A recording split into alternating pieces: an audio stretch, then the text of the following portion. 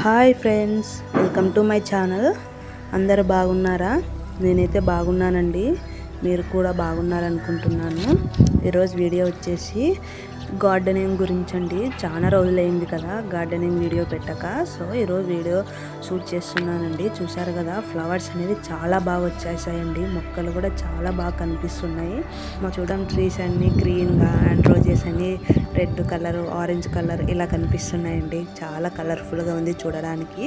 ఎందుకు ఇంత గ్రీన్గా ఉన్నాయంటే ఒక 15 days నుంచి వర్షాలు అనేది పడుతూనే ఉన్నాయండి.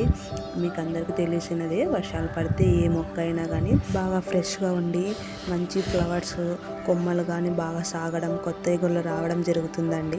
ఇదే విధంగా చూసారు కదా, మా రోజా చెట్లకు కూడా కొత్త చిగుర్లు రావడం, మంచిగా చెట్లన్నీ పచ్చగా ఉండడం, ఫ్లవర్స్ రావడం చూస్తూనే ఉన్నారు కదా. చూసారు కదా, ఇంతకుముందు నేను మొక్కలకు ఎరువుగా కిచెన్ వేస్ట్ ఇచ్చాను కదండి. అందులో tomato seeds, papaya seeds, pomegranate seeds ఉండిపోయాయండి. సో ఈ వర్షానికి అవి అనేది బాగా మొలిచాయి. ఇక్కడ ఈ మొక్క చూస్తున్నారు కదా, అది డ్రాగన్ ఫ్రూట్ దండి. మేము తిన్న దాని నుంచి సీడ్స్ వేసింటే వచ్చిందండి. అందులో కూడా నేను ఎరువు వేసింటే టమోటాను, పపాయ వచ్చేసాయండి.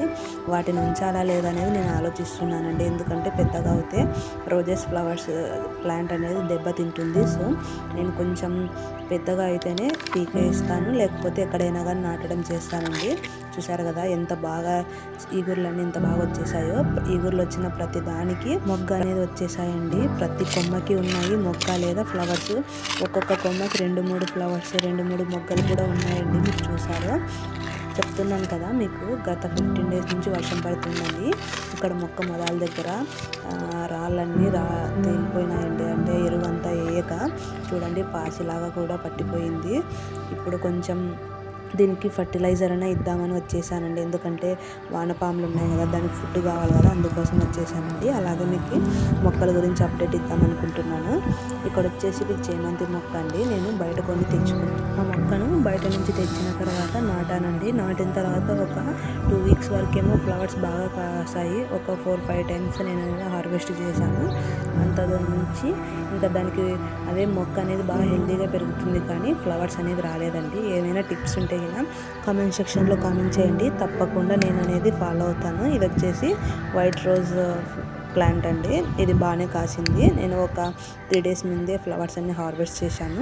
ఆ వీడియో తీయలేదండి. సో అక్కడక్కడ ప్రూనింగ్ చేస్తున్నానండి. ఎందుకంటే కొన్ని ఎండిపోయిన కొమ్మలు ఉన్నాయి. ప్రూనింగ్ చేసేస్తే వాటికి ఇప్పుడు వర్షం పడుతుంది కదా, ఎగురులు వచ్చి మొగ్గలు కూడా వస్తాయండి. కొన్ని చోట్ల దీనికి కూడా మొగ్గలు అనేది ఉన్నాయి. ఇంకా ముదిరాకు కొన్ని కొమ్మలకు ఉంటే అది కూడా కట్ చేస్తున్నాను.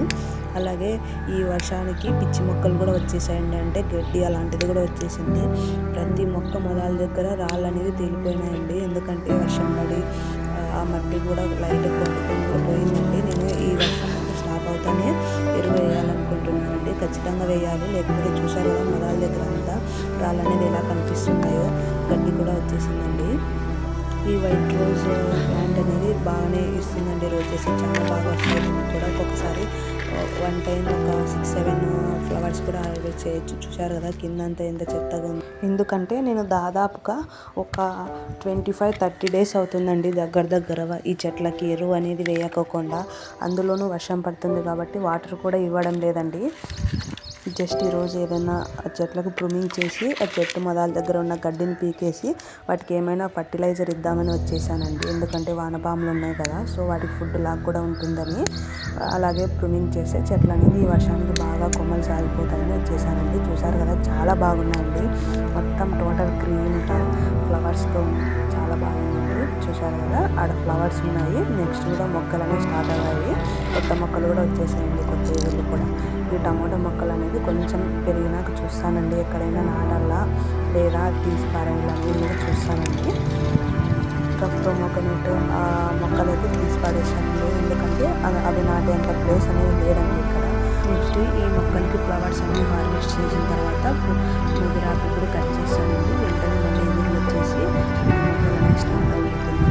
నెక్స్ట్ ఇక్కడ వచ్చేసి ఫర్టిలైజర్ వచ్చేసి మనకి జనరేషన్ నుంచి